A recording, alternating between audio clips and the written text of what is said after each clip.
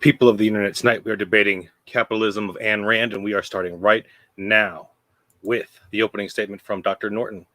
Dr. Norton, the floor is all yours. Thanks, guys. I'm Dan Norton. I have a PhD in philosophy, and I advocate Ayn Rand's philosophy of objectivism. You can find my work on my YouTube channel, which is linked in the description. I want to thank Modern Day Debate for hosting this event, and thank Ben for agreeing to debate, and the audience for being here and participating. In my opening statement, which I'm told I have up to 12 minutes for, I'm going to be laying out Ayn Rand's defense of capitalism as I understand it. Let me start by asking you to imagine that you are stranded alone on an island. Perhaps you are shipwrecked. In any case, once on the island, you now have a choice. You can choose to try to survive, or you can just give up and let yourself die. You can starve to death. Let's suppose you choose to try to survive. How will you do it? Well, perhaps most obviously, you need to get food. But how will you do that? You can't just wish food into existence. Praying doesn't work. You need to do things like search for edible plants or catch fish. But which plants are poisonous and which are edible? How can one catch fish? We aren't born with the knowledge of how to survive. We need to discover that knowledge and then act accordingly. To discover the knowledge we need to survive, we need to think. We need to use our rational capacity and engage with the world. If we do so, we might discover which plants are edible, how to catch fish, how to build a shelter, how to build fire, which plants have medicinal value, and so on. If we stop thinking, if we stop using our rational minds, we lose our ability to survive or to improve our lives. Now let's say another person washes up on the island. Is that good for you or bad? Well, it depends on what kind of person it is. If it's another person who uses reason to discover knowledge and help himself survive, then he could be good for you. Maybe he can discover and teach you survival skills that you didn't have. And maybe you can also teach him things. By working together, sharing your knowledge, and trading, you can both survive better than either of you could alone. On the other hand, suppose a different sort of person washes ashore. Suppose it's a lazy bum who doesn't ever want to put forth the effort of thinking and producing values. He just wants to live on you as a parasite. He happened to have a gun on him when he arrived, let's suppose. And he uses that gun to make you his slave. He just points his gun at you and orders you around. In this case, the person who came ashore is bad for you. He's just a drain on your resources. You would be better off alone. It's the threat of physical force, the gun, that allows him to make your survival worse, if not impossible. Thus, it's in your interest to have others on the island, only if they agree not to use or threaten physical force against you. Force negates the value of reason. It's pointless to reason if doing so does not allow you to reap some kind of reward. But force doesn't just make reasoning pointless. It also makes reasoning impossible.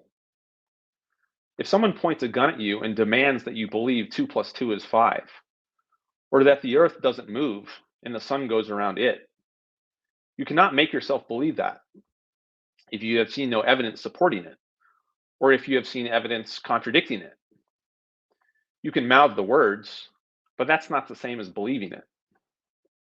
As Ayn Rand says, a gun is not an argument, unquote.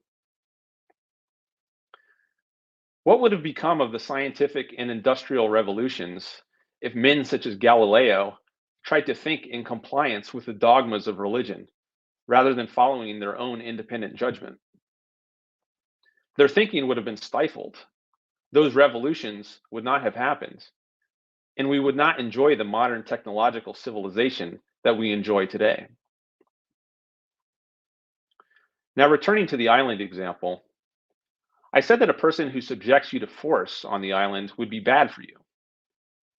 But that evaluation assumes a certain standard of evaluation, in particular, an egoistic standard, according to which something is good for you if and only if it helps you achieve your survival. If, however, egoism is bad, if self-sacrifice is the moral ideal, as it is for many people, then a life as a slave might actually be good for you. On a morality of self-sacrifice, what grounds do you have to object when others wield force against you? Insisting that you have the right to live your own life as you see fit would betray an egoistic and selfish attitude, which is the opposite of self-sacrifice. If self-sacrifice is good, it's better to submit to coercion. Thus, an ethics of self-sacrifice is in conflict with a politics of freedom. Freedom enables one to achieve one's survival by using one's mind to one's own benefit. But if one shouldn't pursue one's own benefit, if one should be selfless, there are no grounds for insisting on freedom. Instead, one should give it up. Being free is in one's self-interest. Being a slave is not. In Ayn Rand's view, only an ethics of egoism can ground the politics of freedom. Only if it is right for an individual to pursue his own interest does it make sense to banish force from human relationships. And that's what capitalism does. It allows people to interact with each other only on a voluntary basis. Initiating physical force against others is prohibited. Force can only be used in retaliation, that is, in self-defense. The role of the government in a capitalist system is, and only is, to protect people from force. Thus, the government has a police force to protect people from domestic criminals, a military to protect people from foreign threats, and a court system to settle disputes peacefully. But that's about it. The government does not itself act like a criminal and coerce its own citizens. This means that under capitalism, there are no taxes. Taxation is a form of coercion. If you do not give some of your money to the government, you will eventually be hauled off to jail by people with guns. Programs that are funded by taxation, such as Social Security, Medicare, welfare, and public education, all depend on coercion and do not exist in a capitalist system. Nor would there be any regulations. And by regulations here, I mean laws that interfere with voluntary actions. For instance, minimum wage laws that force employers to pay at least a certain amount, even though employees might voluntarily agree to a lesser amount. Or laws that prohibit you from taking a drug that lacks FDA approval, even though you might want to take it. The vast array of regulatory bodies that now exists, the FDA, SEC, OSHA, EPA, etc., would not exist under capitalism. A world without taxes and regulations is obviously a far cry from what we have today. So blaming today's problems on capitalism, as is so often done by socialists and others, is to attack a straw man. What we have today in America, and have had for many decades, is a mixed economy, not capitalism. That is, we have a mixture of freedom and coercion. And it's the coercive element, not the free element, that causes problems. Freedom is good. Coercion is bad. No country has ever been entirely free of coercion. But perhaps the US in the late 19th century came the closest. And this was a period of explosive growth for the country, in which millions of people immigrated here for a better life. Freedom and progress go together. This is not an accident. When men are left free to think and act on their own independent judgment, they can discover new knowledge and build new technology that pushes mankind forward and raises everyone's standard of living. When thought is stifled through government control of speech, when production and trade are stifled by taxes and regulations, progress slows and mankind stagnates or even retrogresses. To conclude, Ayn Rand's defense of capitalism in a nutshell is that capitalism is the system consistent with the requirements of man's survival. Man survives by reason, but force, to the degree it is used, makes reasoning pointless and impossible. It negates and paralyzes the mind. So if survival is the proper goal, which it is according to Rand, the proper social system is one that abolishes force and leaves man free to think and reap the rewards. Capitalism is that system. It is the system of freedom and of reason, and it is the only moral system if man's life on earth is the proper standard of morality, which, according to Ayn Rand, it is. Thank you. Thank you so much, Dr. Norton, for your opening statement. And I'm going to go ahead and kick it over to Dr. Burgis for your opening statement. All right. Thank you, Kez. Thank you, Dan. I do want to start out by just dispensing with a very typical but very unhelpful libertarian straw man, which is the idea that debates about capitalism and socialism and taxation and redistribution and property rights have anything whatsoever to do with attitudes towards coercion. They don't. It's a red herring. All systems of property are coercive by definition. Property just is a claim to a right to exclude other people for the use of some resource. All distributions of property are backed by threats of coercion, unless you redefine the word coercion in a silly way to mean like unjustified coercion, in which case you're just begging the question. So a no trespassing sign is every bit as much a threat of coercion as a overdue notice from the IRS. What we're arguing about when we argue about capitalism, socialism, and equality and property rights is not coercion good or bad. It's certainly not reasoning good or bad.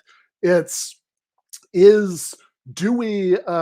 which system of property should be coercively enforced, right? Which distribution of scarce resources should be coercively enforced? Now, just to very briefly lay my own cards on the table, I agree with the great socialist analytic philosopher G.A. Callin in accepting a fairly radical version of the principle of equality of opportunity, whereby social systems that tend to produce inequalities that are linked to factors outside of your control, whether that's skin color or gender, or whether you were born into a rich family or a poor one, or whether you happen to have certain skills that are prioritized by the kind of society that you live in innately, are to that extent unjust. Not the only thing that can make inequalities unjust, but it's certainly a thing. So I think that the system we should coercively enforce is a much more equal distribution than Dan does or that Ayn Rand did.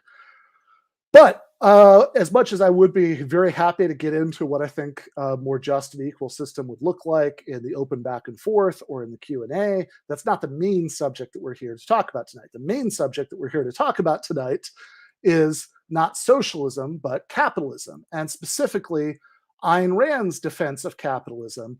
And I think to really understand that defense, you need to get into Ayn Rand's values.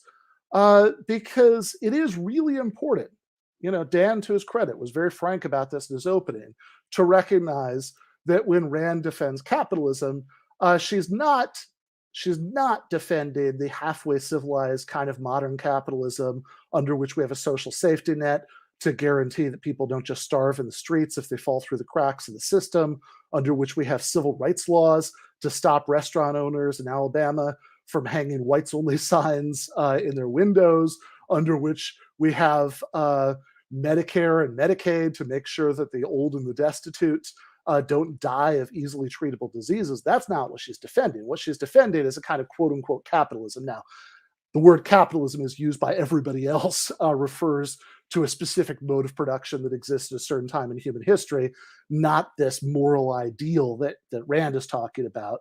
But what she's talking about is a kind of brutal, unregulated capitalism under which, as we just heard, no social security laws, no workplace safety regulation, no civil rights laws, no health care, provided to people who can't afford private insurance, et cetera, et cetera, et cetera. So even if you disagree with, my socialist ideas, even if you think those go too far, you should be able to recognize that this is a really sociopathic moral ideal that is being defended. So, and I should also say that as much as Randians like to have it both ways about the relationship between the kind of capitalism they advocate and the kind of capitalism that's actually existed in history, saying, no, you can't blame anything bad on the problems of capitalism.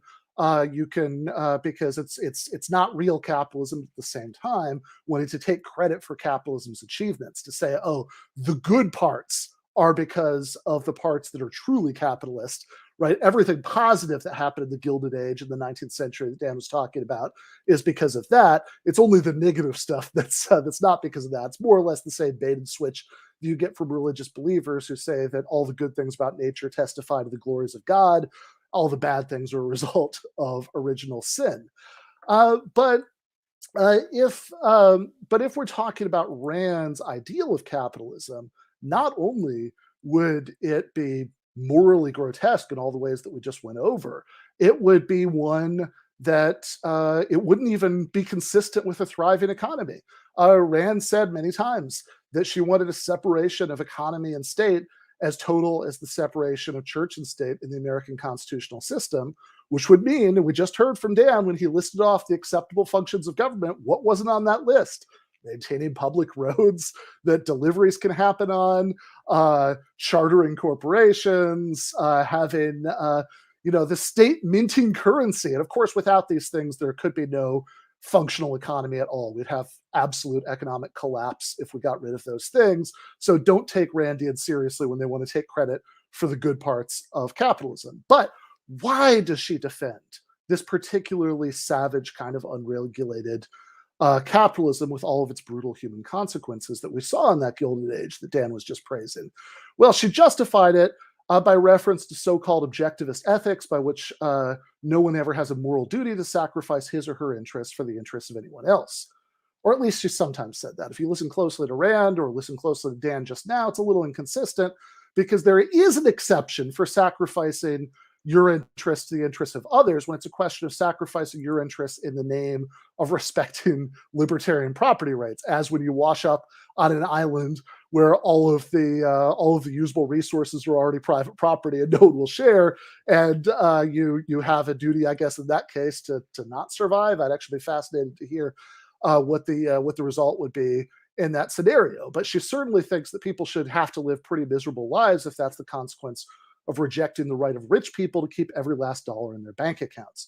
What she doesn't think anyone should have to do is to sacrifice their interests, even very slightly, even with a slight increase in the tax rate, in order to secure other people's rights to healthcare or housing or education or a voice in what happens in their workplace, because she says this would violate objectivist ethics. Well, what on earth is that? Well, Rand liked to make silly statements like her epistemology is objective reality, which is just a nonsensical way of putting together words.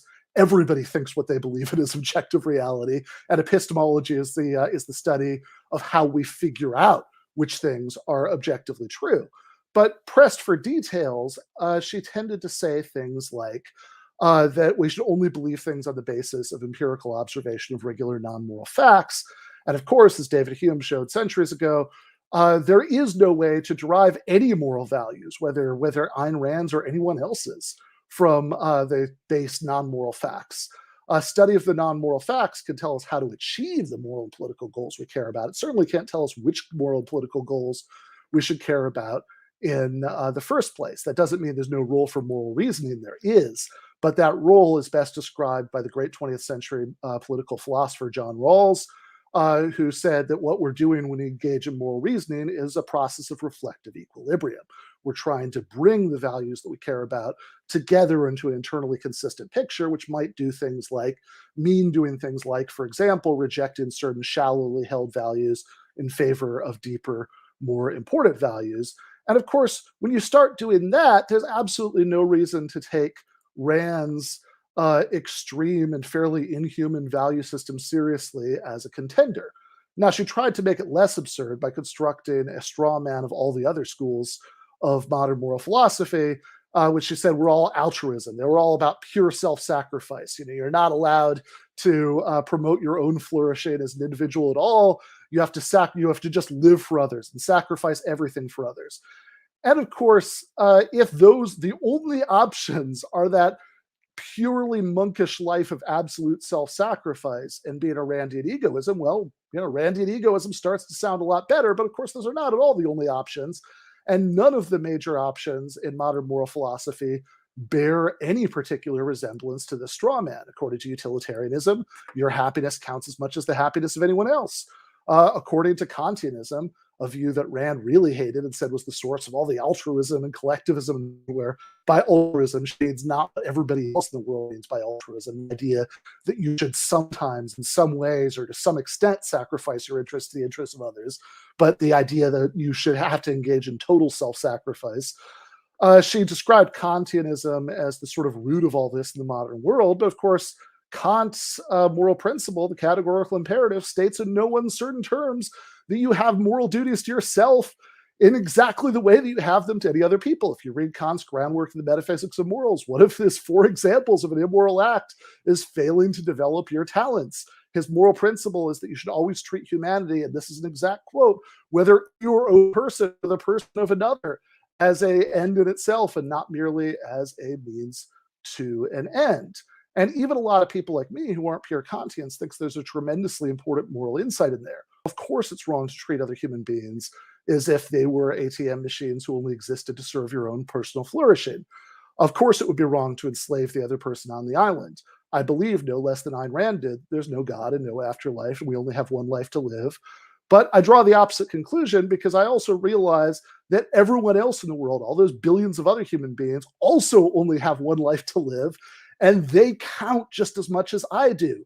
And certainly, you know, just to talk about the social democratic minimum program, if I can help other people flourish to the best of their potential by supporting a system of taxation under which people have to give up some small portion of they have in order to pay for things like universal free higher education or universal health care so everybody else can flourish, there's absolutely no way that you can get from any kind of normal recognizable human value system to the conclusion that that would somehow be morally wrong. And remember, finally, that coercion has nothing to do with it. I know I'm running into the limit. This is the last point. That when you talk about taking away other people's property, well, if their property is meant in a legal sense, what's legally their property, then of course taxation can't be taking away their property because legally it's the property of the IRS.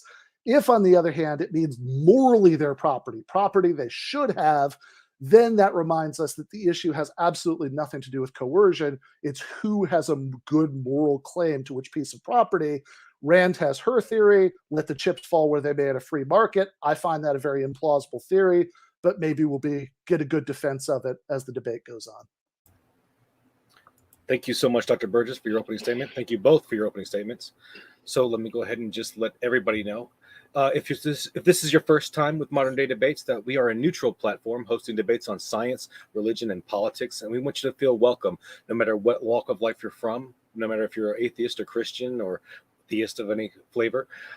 Second point, if you have a question or a comment for one of tonight's debaters, please fire into the old live chat and be sure to tag me at Modern Day Debates. Super chats go to the top of the list. They will be read first. All we ask is that you please keep it civil and attack the argument, not the person, as insults will not be read. And that goes for the general discourse in the live chat as well. Our invaluable moderators are working tirelessly to elevate the conversation, so please show them and each other and the debaters the respect that they deserve and not hurl insults and attacks at each other. Third, our guests are linked in the description below, whether you're listening on YouTube or via the podcast. So please, if you like what you're hearing, don't be shy. Please click their links and check them out. Hit the like button, hit the subscribe button. Show James that you appreciate the debate, so he can keep giving you guys what you love.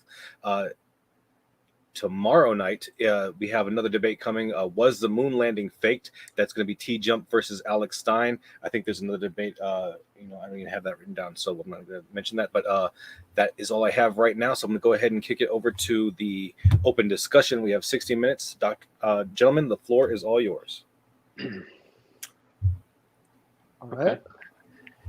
Because I can respond to some of that. And all right.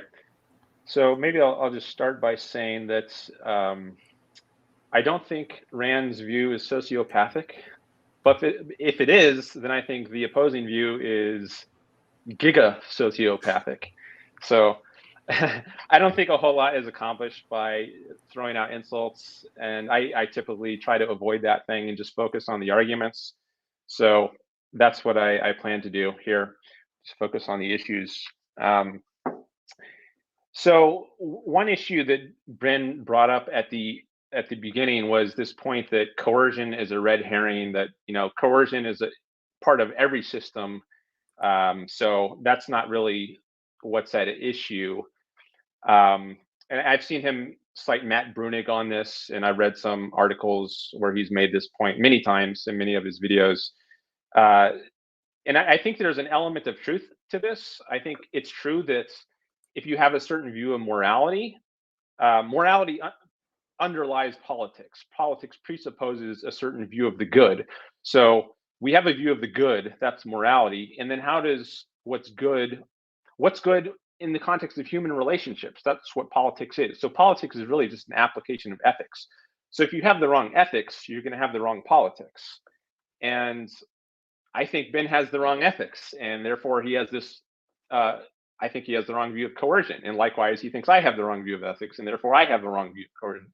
So I think it would be perhaps fruitful if we now go down to the ethical level and see if we can get at this deeper layer of disagreements in the moral sphere. So from what I understand, having seen some other of your content, you think that I guess you think other people have, do other people have a right to what I produce? Let's say we're on the island, to go back to the island example. Let's say I build something. Does that give me a moral claim to what I've built? Do I have a moral right to that, or does somebody else, assuming there's one other person on the island who has not built what I've built? It might give you a moral claim. It's not an indefeasible moral claim.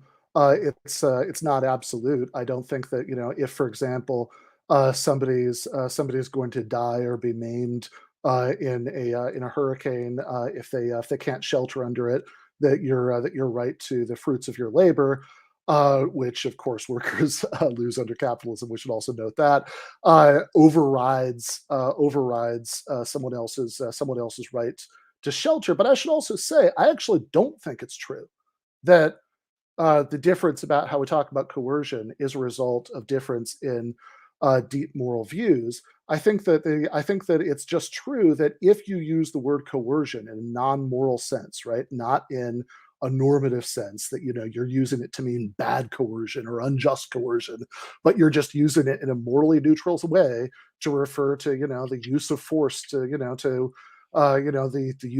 use of force or threats of force to make somebody do something, like, for example, to exclude them from scarce resources, then it's just trivially true that all claims to property involve threats of coercion. Now, of course, if you want to redefine the word coercion and use it not in the way that it's ordinarily used, which I just gave, but you want to use it in a moralized way, so it only counts as coercion if it's bad or wrong, then sure, our differences in whether this counts as coercion could have to do with the differences in our moral views. But I would just argue that that if that's what it means, saying that what we're arguing about coercion begs the question, because you're just assuming that the right view about what counts as bad or unjust coercion is the one that you're starting with. But of course, the whole thing that we're arguing about is whether particular forms of coercion would be bad or unjust.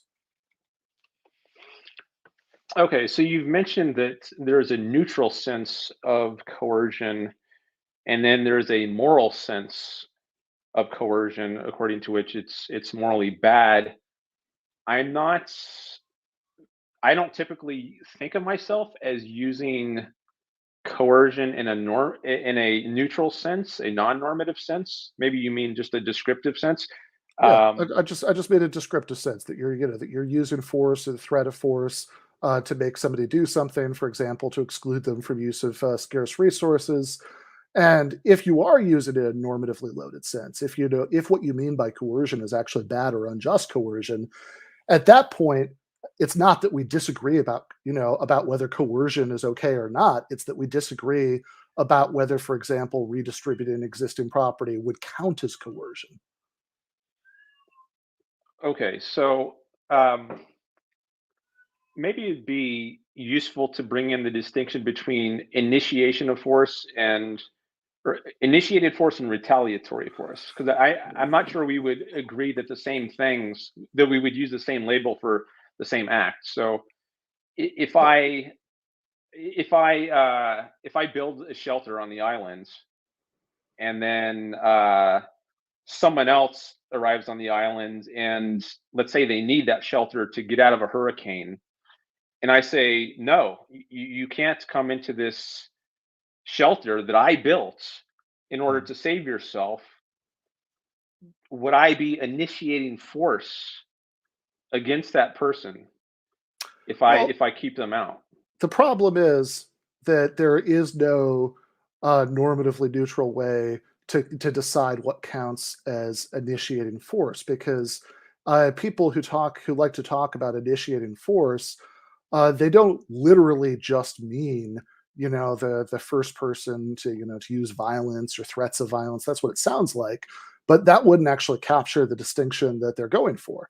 So, for example, if I you know, as a cat burglar, right? Stealthily take your TV out of your living room. There's no violence involved. You were asleep or you were on vacation. You know what happened, and you find out, right? And either you personally or I don't know, the police or some private security force use threats of violence to get it back from me, right? That you say that if I don't return it on my own accord, you're going to violently take it from me.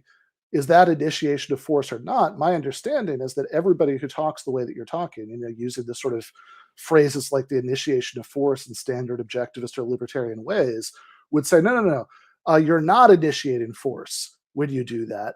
But what that really shows is that its initiation of force is misleading. There's a kind of shell game here because you're saying, you're not really talking about who's the first person to do something violent. You're talking about who's the first person to violate a property right, a moral property right. But then, of course, the whole issue is who has what moral property rights, right? Morally, who should have what piece of property?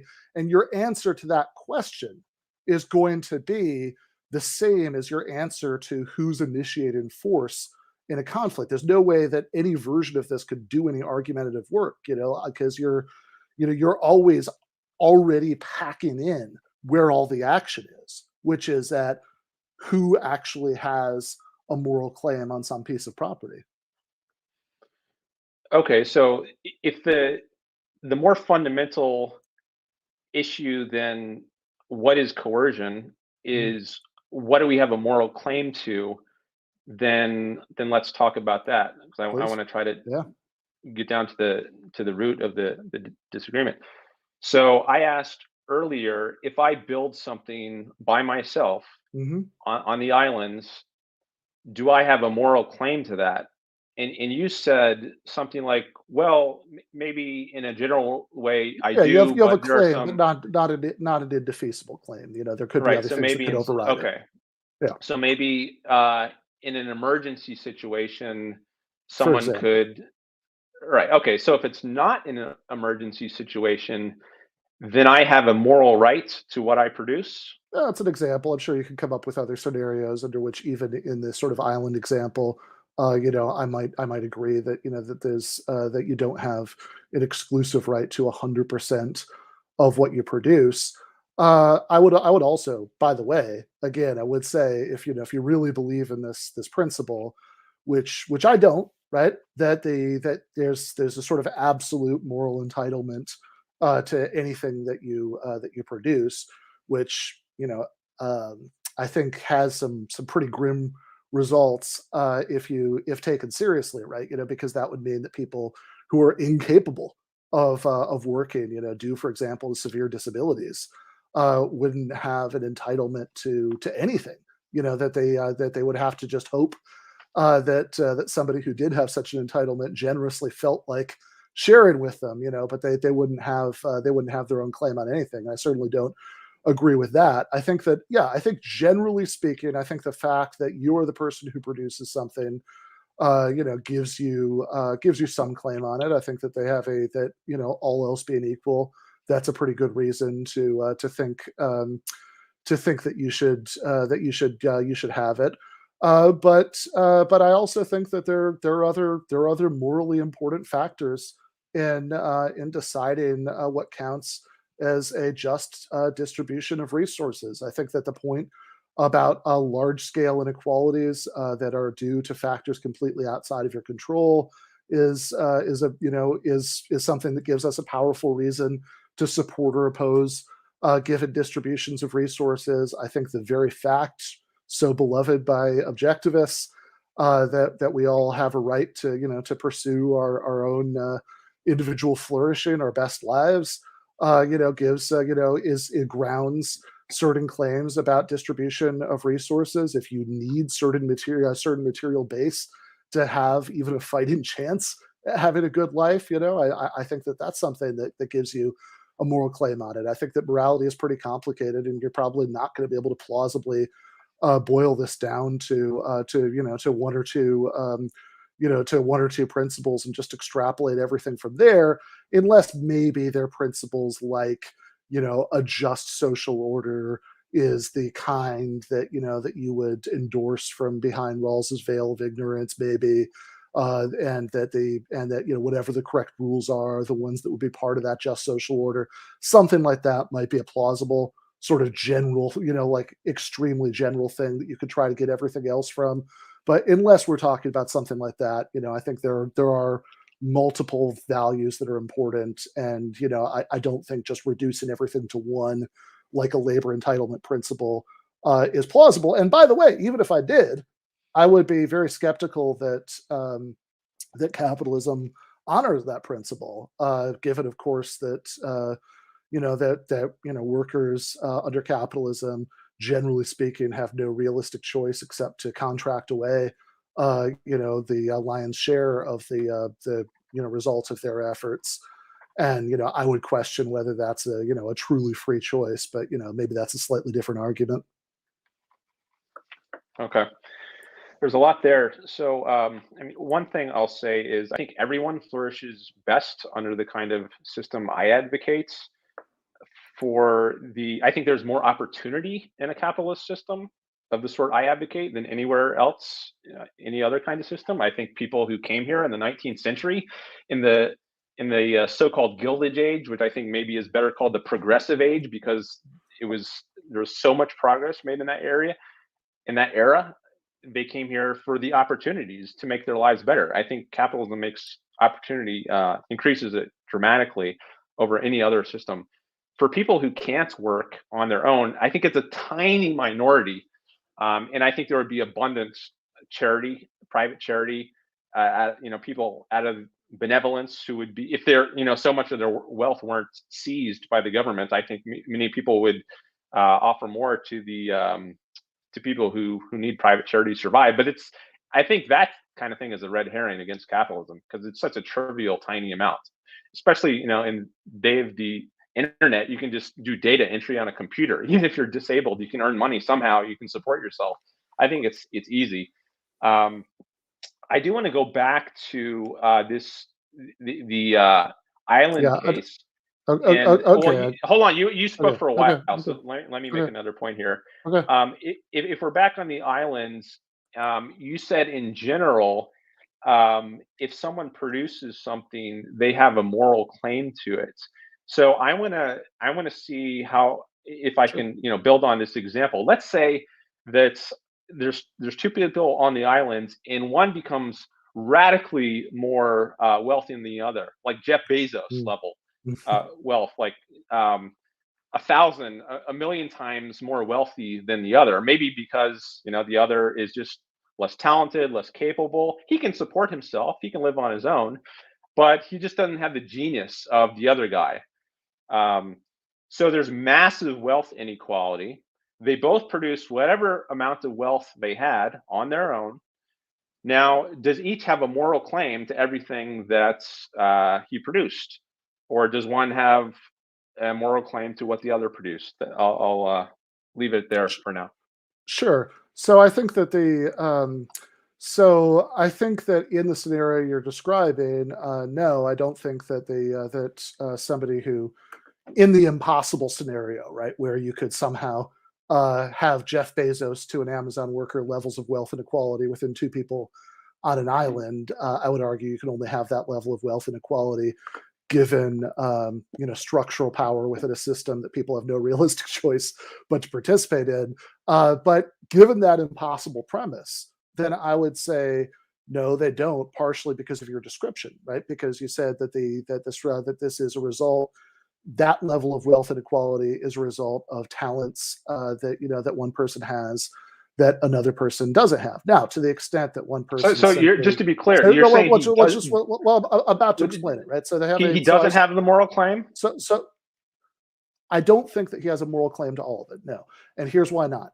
Right? That they have. Remember pretty much the first thing I said after the point about coercion in the opening statement was about equality of opportunity. What kind of equality of opportunity we should believe in? The principle of equality of opportunity I endorsed.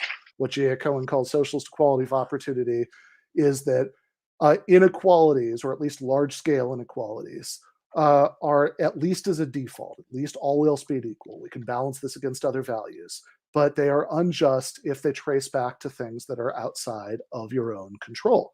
Now, so that grounds a certain amount of labor entitlement, that if it's just, one person chooses to work and the other one doesn't, right? That might give the person who chooses to work, a superior claim, maybe not an absolute claim, but certainly a superior claim on the product of their labor. But even in your scenario, the way that you laid it out, if the difference in talents is due to one person, voluntarily choosing to work on developing their talents, and while the other person doesn't, that wouldn't be as bad. It might be objectionable for other reasons, but not for this reason. But if we're just talking about people who innately have greater talents than others, then no, I don't believe in meritocracy. I think that that's a grotesquely undesirable moral ideal. I don't think that the fact that you're born with greater talents, but in itself gives you a moral claim on a greater share of society's resources.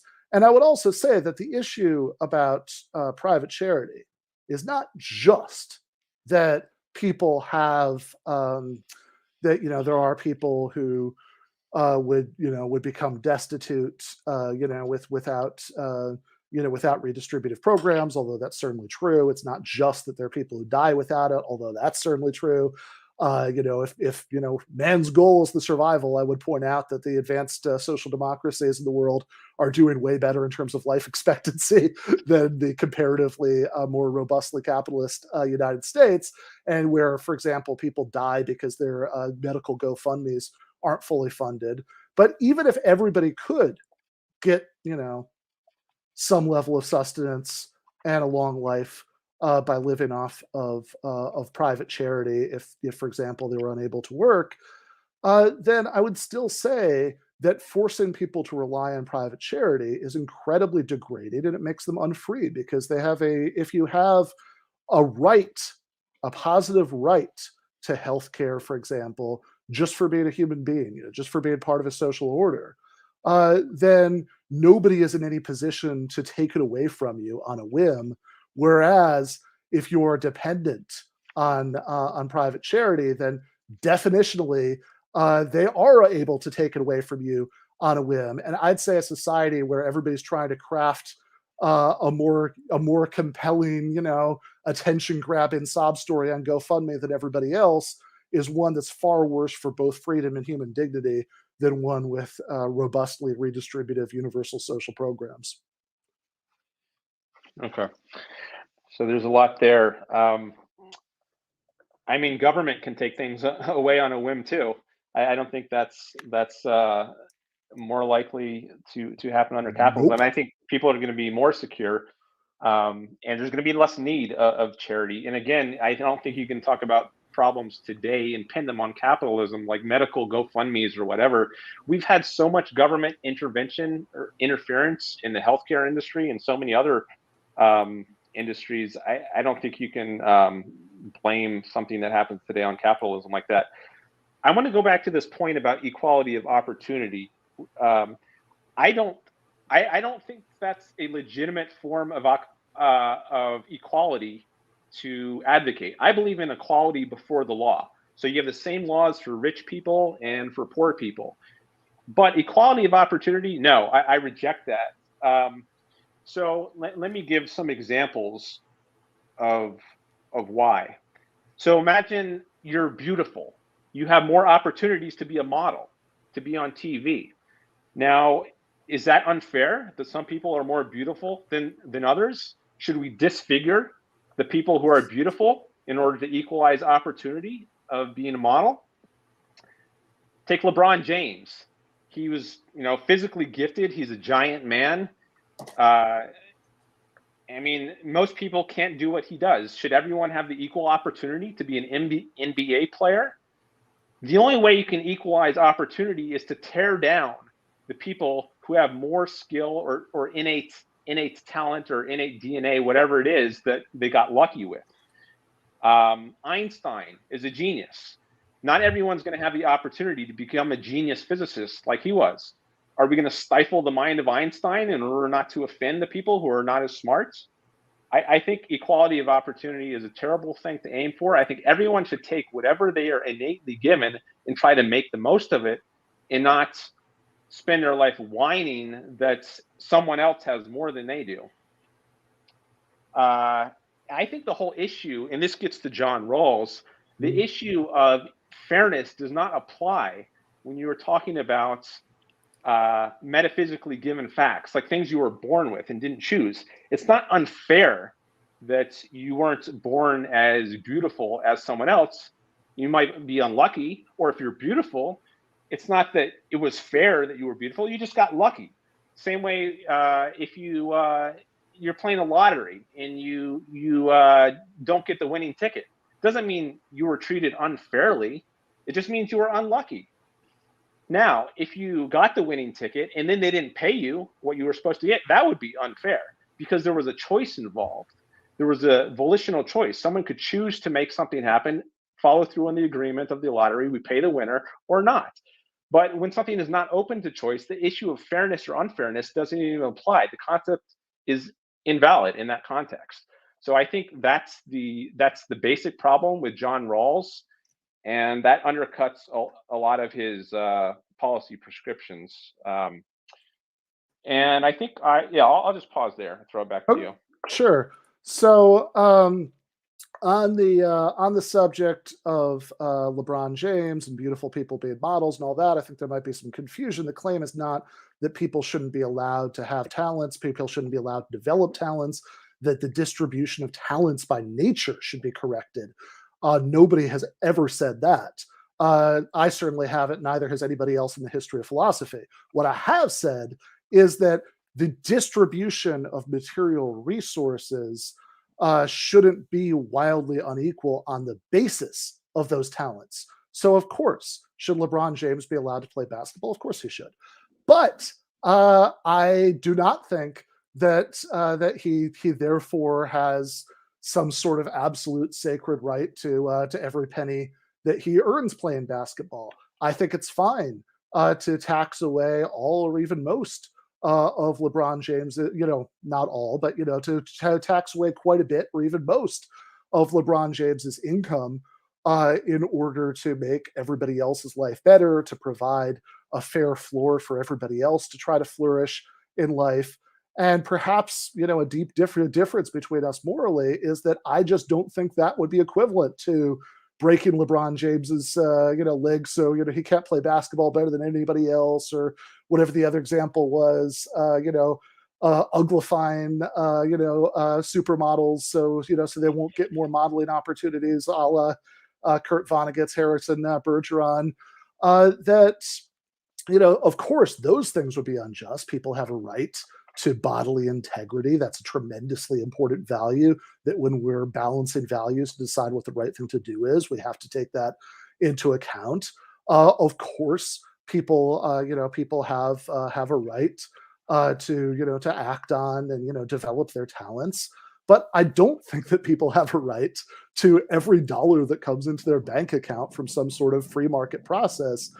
And I don't see any reason, I certainly haven't heard any reason why I should believe in such a right. Now, you said fairness doesn't come when things aren't open to choice. I'm a little unclear about what that means. Remember, my claim about choice and fairness is that if the distribution of resources or the distribution of power, etc., is linked to factors that you have no choice in, then that distribution is at least prima facie unjust, right?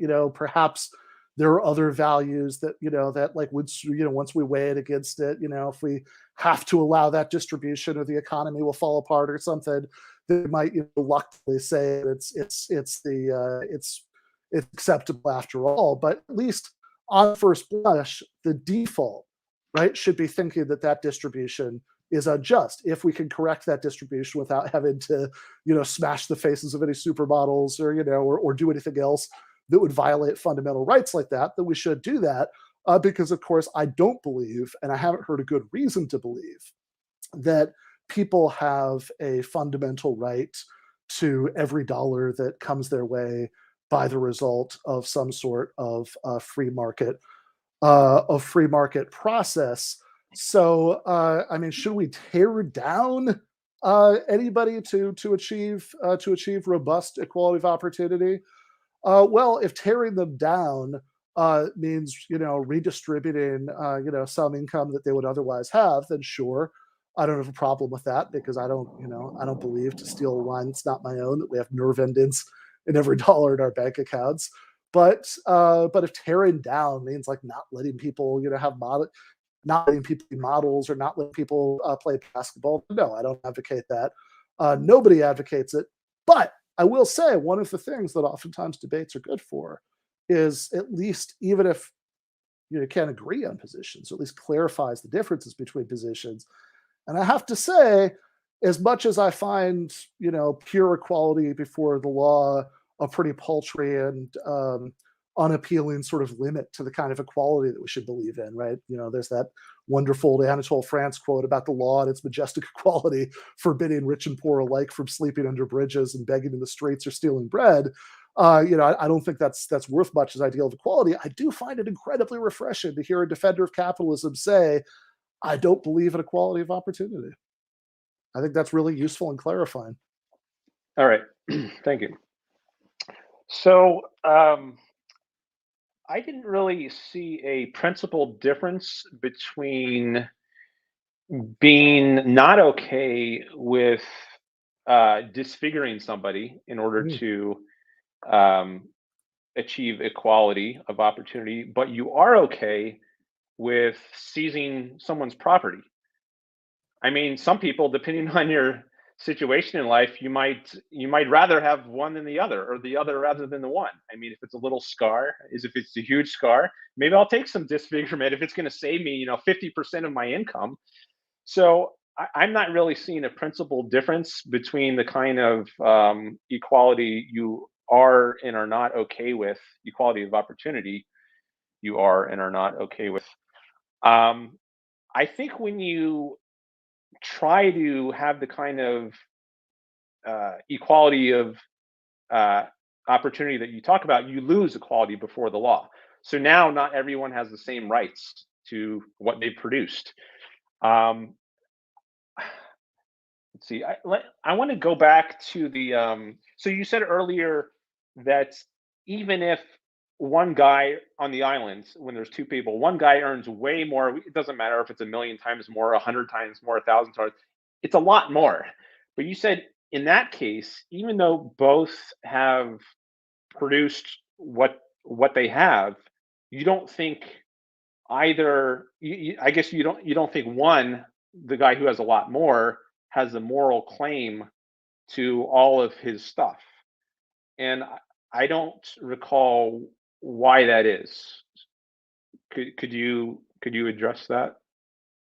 Sure, happily. So to go back to the beginning of those remarks, you said you don't see a principal difference between physical disfigurement and redistribution of resources. I think I gave several times what the principal difference is. You have a right to bodily integrity. That you have that it would be an incredible violation of personal freedom to disfigure somebody's body against their will. The fact that I do not believe that it would be an incredible violation of personal freedom to take away somebody's money. I think that your person is much more integral to who you are and what kinds of rights you can reasonably claim than external property, and certainly than external property in money. That the fact that you might prefer to be disfigured, right? That Jeff Bezos, might prefer to be physically disfigured than to have 2/3 of his income taken away or whatever. Has nothing to do with it, one way or the other. I mean, we both agree that people don't have the right to everything that they prefer. That's a completely different question from what rights people can plausibly assert. What they would prefer to have happen. You have it could be that that you would, if you're a hardcore racist in the South in 1963, it could be that you say I would rather die than see black people given the vote, and maybe you really mean it. But the fact is, you still have a right to life, and you do not have a right to deny black people the vote. So, I mean, your preferences have nothing to do with it.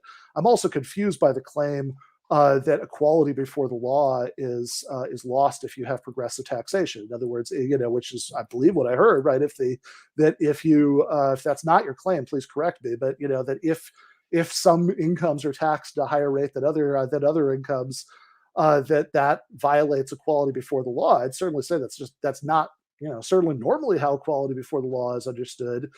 I need to hear a lot more about what the conception of equality before the law is. I think that it's certainly something that I think that that if the kind of equality we care about is just that, like, everybody is subject to the same laws that everybody else is, then progressive income tax certainly fits that standard. If the kind of equality we care about is everybody's interests are taken into account in the same way, in the way that Rawls, for example, cares about, then I think that's consistent with it too. It sounds like that we're talking about some third conception of what equality before the law is that I don't really understand. But on your direct question at the end there, so when we're talking about the two guys on the island, of course, nobody's earning anything on an island. I mean, by definition, you need a more complex society than two people to have like earning, right? That suggests that you have money being distributed, that you have profits or wages, unless the word earning is being used in some eccentric way. But if you just mean that that one person has harvested more coconuts than the other or something like that, then does the one who's harvested far more than the other have a right to keep all of his, and does the one who's harvested far fewer have a right only to his? And what I said is that depends on the reason why one of them has harvested so many more than the other.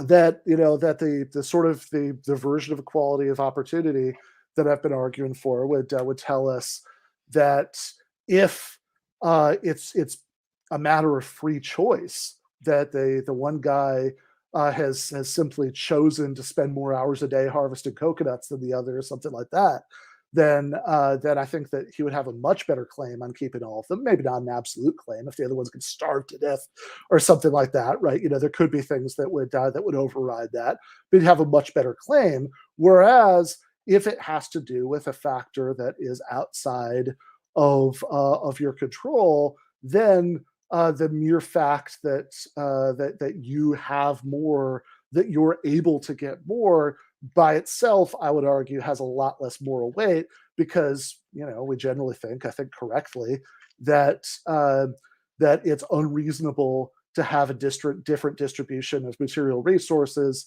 based on things that you can't control. No matter what you do, whether that's being born into a certain caste, or having a certain skin color, or inherited wealth, or even having certain talents that other people don't have. I think in a society where, let's say, the only way to have a good life and have your material needs met was to be good at basketball, then no, I mean, I wouldn't want to disfigure anybody, but I would absolutely not think that that was a just society, because there is an extent to which we can't control how good we are at basketball. There's an extent to which you can practice, but there's a considerable extent to which you can. And to that extent, I think that sort of meritocratic ideal is objectionable for the same reason that racism or caste systems or any of those other systems that assign resources based on factors outside of your control are unjust. Okay. I'm still not clear on whether you think in the case where both on the islands are producing and they're supporting themselves, that one is just way better. You can get 100 times more. It's not that maybe it is out of their control. Maybe one is just genetically more capable for whatever reason. It makes them more able to survive on the islands. So but I don't think like I don't think that makes a difference in terms of the moral claims. Like if one is genetically just endowed such that he can get 100 times more, 1,000 times more than the other, I don't think that means the one who can get less has the moral claim over the more talented guy. So I guess I don't see your reason for disagreeing with that. So you said if depending on the reason for the discrepancy, if it's due to factors out of their control, then you're more inclined to say that the one who is better off just due to luck, he has less of a moral claim than if it was due to something entirely within his control. Mm-hmm. And I don't see any justification for that. Okay, I mean, I think I gave it several times, but I'm happy to give it again. I think that I think that it's the exact same reason that we object to any system that systematically disfavors people on the basis of factors outside of their control. I don't see a principal difference between saying that some people should have much worse lives than other people because of their skin color, because of what caste they're born into, or because of whether or not they, what their natural endowments are, and some set of talents that happen to be favored by some Those system. people shouldn't be penalized. But that's different than saying they have a moral claim over what others have produced. We shouldn't penalize people because of some factor that is out of their control, like their skin color or their gender. But we're not talking about penalizing the person who produces less. It's not a penalty to not give him something that he hasn't produced. It would be a gift to him. It would be penalty if he took away what he had produced. But that distinction only makes sense if you're just assuming the thing that hasn't been established, and I haven't heard the slightest reason to believe yet tonight, which is that everybody has a right, an absolute right to everything that they produce. Again, even though that principle is obviously inconsistent with capitalism, I still think it's a bad principle that they have that if because of factors that are totally outside of your control, you are able to produce much less. The idea that you therefore that it's therefore fine if you have a much worse life. I don't see any reason to believe that. I mean, saying that it's a gift if it's a gift to redistribute, and it's Charity. a penalty, and it's a penalty to redistribute from. Those are both claims that only make sense given the premise that I just don't see any reason to accept that everybody just has a right to whatever they can get in what you would see as reasonable ground rules, whether we're talking about the island or we're talking about a free market economy. And I think that a lot of the reasons that inequality is unjust are inapplicable to a contrived situation like an island, because a lot of the bad things about inequality, like some people having no realistic choice to go to work for others and have to have to give up so much of their autonomy in that process, like some people having more political influence than others, etc., aren't going to apply at an island. But yeah, I think that if like every coconut on the island was efficiently harvested by one person, so that the other person simply had to beg or do whatever the first person wanted to get the coconuts they needed to survive, then yeah, I would absolutely say that the person who was in that position because of factors outside of his control would have a very good claim to take some of the coconuts. I wouldn't have the slightest problem with that. If it's an emergency situation where you're going to die if you don't take the other person's coconuts, then it's okay to take the other person's coconuts, even if it involves coercion, because we're talking about an emergency situation. Like you steal a loaf of bread because that's the only way you can live. But we're not talking about an emergency situation. I'm just talking about a situation where someone is vastly better, maybe for reasons outside of his control. He's just genetically endowed. He's vastly better at producing wealth than the other person. So there's a vast amount of wealth inequality. So that's a different situation than an emergency case where you have to do it in order to live. You can support yourself in a very modest, meager way, perhaps, but that's a different scenario. It's not an emergency. Yeah, I mean, but the emergency thing is an interesting loophole, because I think that loophole might be a lot bigger than you might want to recognize, right? That if somebody, especially given the way that this was set up in the first place, right? So if there are, because I said not that the person was going to die if they didn't steal, but that they would have to beg, or they would have to do whatever it was.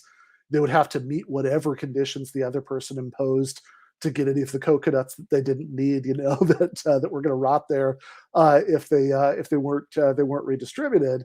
And so, if you think that counts as an emergency, right, then I think that's like a loophole you could drive a semi-truck through in terms of your defense of libertarian property rights, because in that same sense, like any working class person, under most circumstances, some people eventually succeed in starting their own businesses, etc.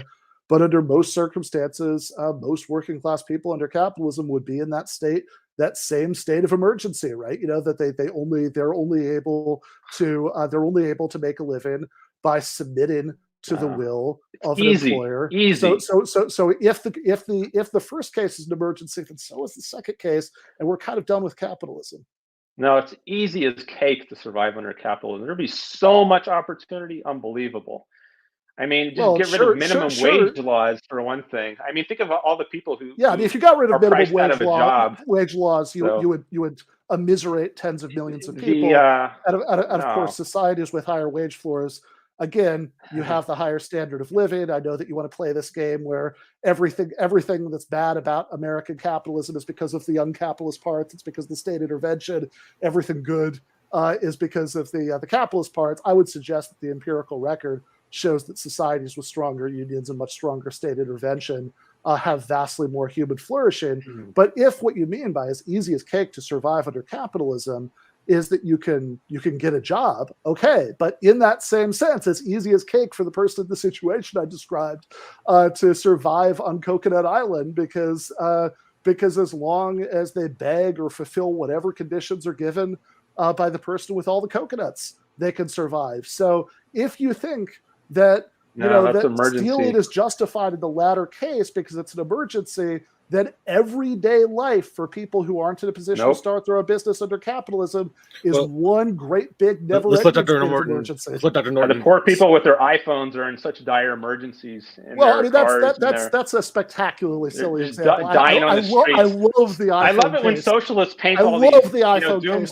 scenarios. because we've constructed a society where it's impossible to Dr. get Norton around was with a make an smartphone. argument about how it's easy. He was going to say how it was easy. He was going to give us a layout of how it's easy to live under capitalism, I think. Yeah, I mean, it's so many. There's so much demand for people to do labor. There's an infinite amount of work that could be done, and I mean, it's if you can hire people for $10 an hour, hire kids who are just getting started in the workforce, get a little bit of experience. All that is made impossible. And like I said before, during earlier in the debate, you know, you can just get on a computer and do some data entry and support yourself. It's easy as cake. It's easier it's ever been to survive. So it's just total fantasy. I think that the picture that socialists portray of how people are going to be dying in the streets under capitalism.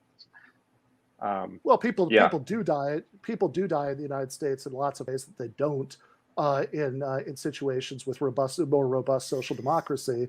You know, we do have a lower life expectancy than countries that have adopted things like universal health care, or that have made all the inroads into the prerogatives of capital that the Nordic social democracies have.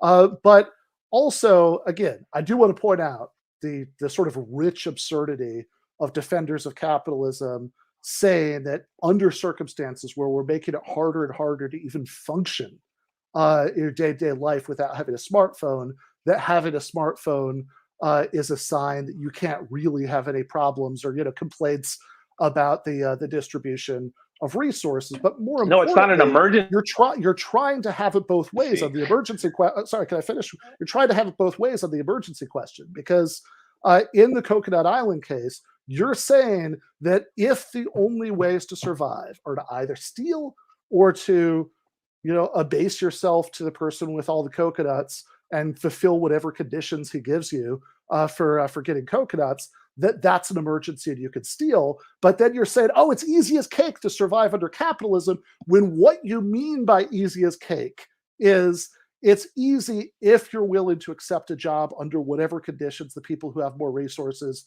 are willing to provide you with that job under, to submit to poverty wages, the minimum wage rule world, et cetera, et cetera.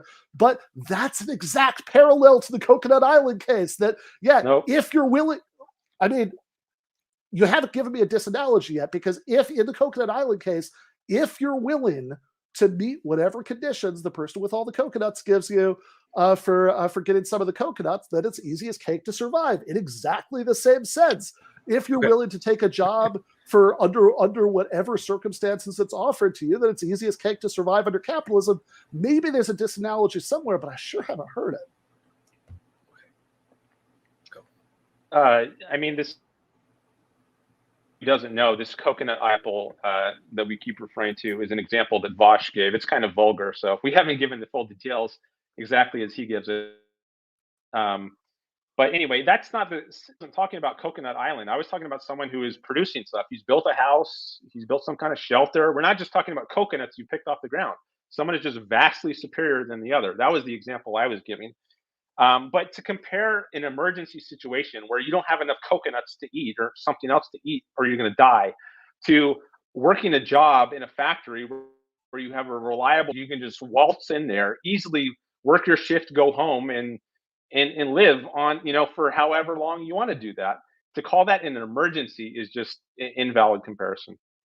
Well, I mean, it's an emergency in precisely the same sense that if you're willing No, to, you're not going to die the next day. Well, you're going to die. You're going to die if you don't have a job. What you're saying when you say it's easy. Sure, but it's easy to get that job. Sure, and it's easy to fulfill the guy with all the coconuts conditions for getting one of the coconuts, and I have no idea why it's supposed to make a difference whether you're harvesting coconuts or you're producing in some other way. I would also point out that in your factory example, well, again, but you haven't told me why it's justified. What makes an emergency? Because it's an emergency. But what makes one an emergency? That's the point of dispute. The time span. You're about to die. So, well, you're only going to die if you don't get one of the coconuts, but it's easy Yeah. as cake for you to do so if you're willing to meet the guy's conditions, the same way that under capitalism, if you're willing to meet an employer's conditions, then it's easy as cake to survive. I also want to point out that in your factory example, I think it's very revealing to pair that up with what you said earlier about how the closest we've gotten to, quote unquote, real capitalism is the 19th century. Well, let's think about it. It's, you just waltz in and you do your shift and you go home. Well, that shift, right? How long is that shift in the 19th century? I mean, how long is that shift in early capitalism? How long was it before capitalism when you had to work Sure. sun up to That's sundown that's doing obviously backbreaking labor in the field? irrelevant. I mean, nobody's defending feudalism. That they have a Capitalism has reduced the workday. Yes.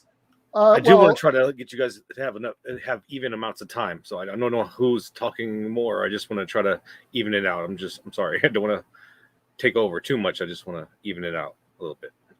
Probably Ben, I would estimate, has said more. Not to fault him for that, but yeah, I think capitalism has improved the conditions of working people. I think a lot of times unions are given credit for things that were already happening thanks to the forces of capitalism, free market working themselves out, and then the unions just came along later and have stamped it, rubber stamped it, and made it law. So yeah, I think things have gotten progressively better over time, in large part thanks to the progress. It's no longer necessary to have children working because we're so productive that people can afford to, raise them, give them education instead of working in the fields. So that's part of the progress. That's a testament to the success of capitalism. Now, things get even better than they were in the 19th century. I'm not saying, capitalism is not a static system where it's, stuck the way it was 150 years ago. It's always getting better. So maybe, if we allow capitalism to continue its work, we can, that maybe the average workday will shrink down to 4 hours instead of 8 hours. So I don't think that we can credit capitalism for the increased quality of life that we have, weekends, that sort of thing. It's not due to the alleged benevolence of the government interfering. Well, I mean, that's just flatly historically wrong. Not only were 8-hour day laws ferociously resisted by the robber barons, so were the 12-hour day laws. When those were first passed, that was tremendously controversial at the time. The claim that what was already existed was just rubber stamped is just as easily checkably historically inaccurate as a claim about this sort of thing can be. And certainly the fact that capitalism is better than feudalism, which it is in lots of ways. Now, not necessarily in terms of actual hours worked per year. I think feudal peasants actually, if you add up all of the saints' days and feast days and all of that stuff, I think the average feudal peasant was actually working fewer hours a year, but overall, sure. I mean, not by that metric, but by many metrics. Is capitalism better than feudalism? Sure. But no socialist has ever denied that. In fact, every socialist who's ever existed has emphasized that fact. Read, the first chapter of the Communist Manifesto. It's all about that fact, that the fact that capitalism is superior to feudalism is completely uncontroversial and undisputed. The dispute is about whether capitalism is as good as we can get, or whether humanity can do better. Okay. Just want to acknowledge, I don't know exactly what happened with the laws with regard to things like 8-hour workdays or weekends. So maybe the rubber stamp thing, I was speaking loosely there. But I've read, and I also wanted to mention, in Capitalism, the Unknown Ideal, this is a book by Ayn Rand, it deals with a lot of the myths surrounding the history of capitalism, including things like child labor and unions, the role of women in the Industrial Revolution. So I would recommend that people check that book out if you want to learn about the history of the 19th century. I remember, I don't know if I read it in there or some other source, but the progress that was being made on things like 8-hour workdays or certain wages, like Henry Ford raised I think he doubled maybe the wages of his workers at a certain point. Those kinds of progress were already underway, and later, after they were already underway, it was legislated. I don't know if it was by the NLRB, but anyways, my point was just that the legislation followed what was already happening thanks to the forces of capitalism. Okay, you said some things about capitalism, feudalism, how capitalism was better than feudalism, and no socialists disputed that. I didn't say socialists disputed that. I'm not sure what the point of bringing that up was, but anyways, those are the only notes I had on the last segment, so I'll stop there. Yeah, I mean, the point of bringing it up was that in arguing with the socialist, you made a big point of saying that capitalism, was better than what had existed before, in a way that certainly sounded to me like it suggested that was somehow relevant to the argument that you and I were having. If it wasn't relevant to the argument that you and I were having, I have no idea why it was being brought up. It sounds like, in that case, it was kind of a non sequitur in this context. I think I would not. I think the last place anybody should look for accurate history is the writings of Ayn Rand, one of the most extreme ideologues who's ever lived, and somebody. This is by an economic historian who contributed an essay to her book, who got a PhD at Columbia, I believe. Robert Hesson, I think. Okay.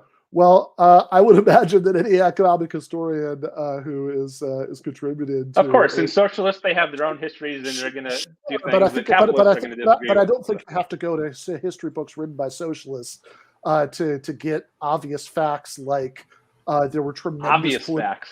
Let's let him finish his point. Facts that are undisputed. No, they are disputed. Facts that are not disputed by anybody except the most extreme fringe of right-wing ideologues on planet Earth. Everybody else agrees that, of course, 8-hour day laws, 12-hour day laws, child labor laws, all of these things were things that people died in struggles to achieve. There were things that were bitterly resisted by factory owners in the 19th century. As late as 1914, the Supreme Court was striking down attempts to enact child labor laws. I think that the idea that the forces of capitalism did away with all of these things, as opposed to struggles by working people to both found labor unions and enforce better conditions that way, and also to exert political pressure to have better laws passed. I think that's completely detached from historical reality. I would also point out the continuing irony of saying that anything good that happens under actually existing capitalism, well, that's due to the forces of capitalism. Anytime you point out the horrors of actually existing capitalism, people who die because their medical GoFundMes, the alleged horrors. Alleged horrors, sure. Okay, right. I guess that's never happened. So if the alleged horrors of capitalism, I guess it's not true. For example, that Sweden has significantly higher life expectancy than the United States. It's not true that infant mortality is higher in the United States than in comparable Anglophone countries that have socialized medicine, like et cetera, et cetera, et cetera. But sure, the alleged horrors of capitalism, no. If any of that stuff is acknowledged to be real, it can't possibly be because of capitalism. It must somehow or another be a result of state intervention. Again, this reminds me of nothing so much as it reminds me of hearing devout Christians saying, yes, all the good things about nature testify to the glory of God, but the bad things, well, those must be a result of, original sin or something. There's a principle. God couldn't have done that. Okay, what's the principle? There's a principle. The idea is that coercion paralyzes and negates the mind. Now, that goes back to the earlier discussion of what is coercion, and we have disagreements with that, and it rests on disagreements about the moral claim issue.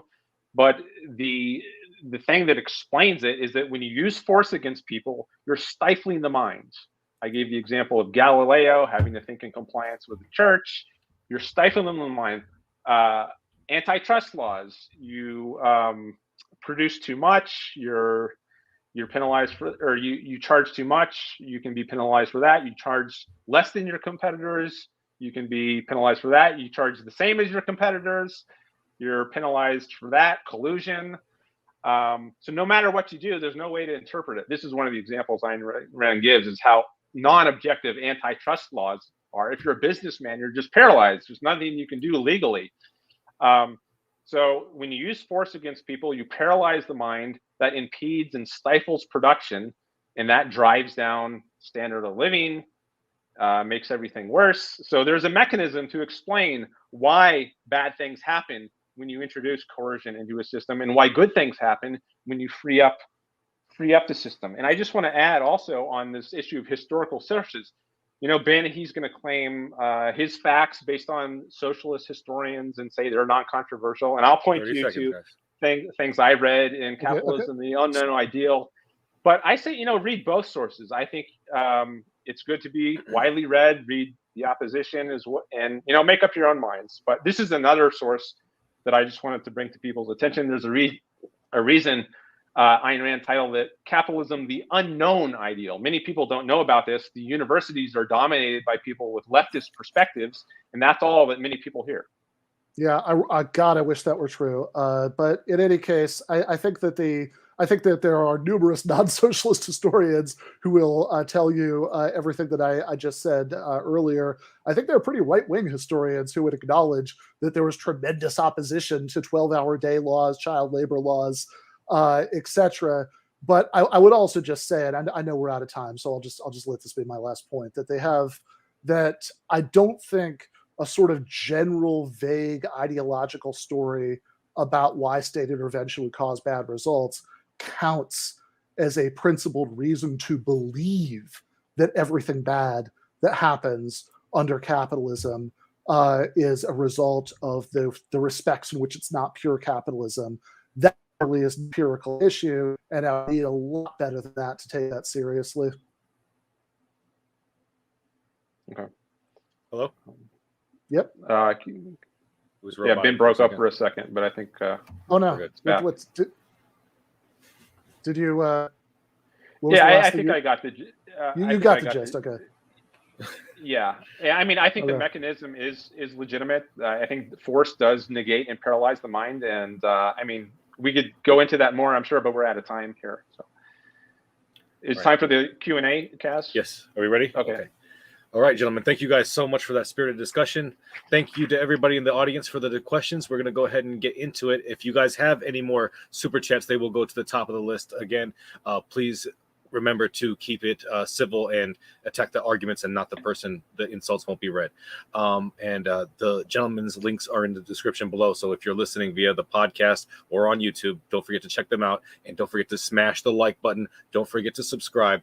Don't forget to give James some love for giving us this great platform to discuss these ideas. So with that, let's go ahead and get to the super chats. Okay. Extra Juicy. Member for 2 months. How will the government fund policing and military? I think that's for you, Dr. Burgis. No, that's probably for me. That's for Dan, because how I think so. So what does Dan think? Yeah, so it's a common objection. Like, if we have capitalism and there are no taxes, well, how will we get things like the police and the firefighting and roads? I produced a video on my YouTube channel which addresses exactly that question. So I'll refer you to that. But there are various ways of financing the governments. Ayn Rand has an essay called Government Financing in a Free Society, and she mentions various things, some of which have actually been done historically in some places, like lotteries. Of course, there will be donations as well. She also talks about paying money to enforce contracts. That could be a way of raising money.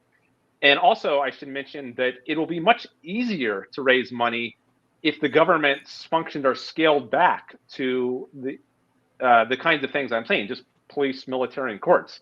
That's so minuscule compared to what we have today that I think it would be easy as cake to fund the government. I've heard some people say that if the government just invested its revenue from voluntary means, donations or lotteries or whatever, it could have enough to survive or to perform all its functions just on the interest that it would get from investing whatever it gets. But also things like roads, those would not be functions of government. Those would be private. I think there would be an incentive So there's a demand for roads, just like there is for games at sports arenas. No one person is going to pay for tickets, pay for a Lakers game, but you have tens of thousands of people who all want this thing, and they'll chip in, they'll pay for their ticket, and collectively they can make something like this happen. And likewise with the roads, it doesn't have to be toll booths. There are other things you can do. Tolls maybe is one way, but you could sell advertising space on billboards. That would be another way to fund roads. You could factor in the cost of roads to the rents that people have to pay, for businesses or homes that are alongside the roads. That's another way you can raise revenue. So there are different free market ways, but also you can check out my video for that. Interesting. Thank you so much. The next super chat from A Long Story Short for $5 says, Ben, Sweden has more billionaires than the USA per capita.